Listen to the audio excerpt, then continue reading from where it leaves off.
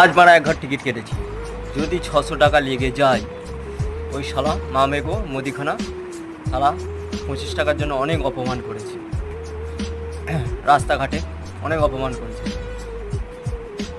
50 টাকা দিয়ে ওই মুখের উপরে ছুঁড়ে দেবো। আর শালা বউকে বলবো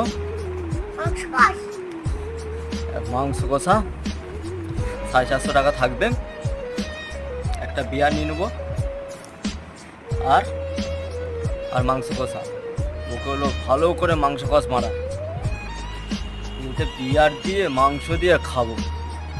এতে যা ঘুম হবে না ওরা, সারা রাত ঘুমোবো আজকে। শালা 600 টাকা যেন লেগে যায়। ভাগ্য ভালো থাকলে হবে, না হলে হবে না। কি হবে আর?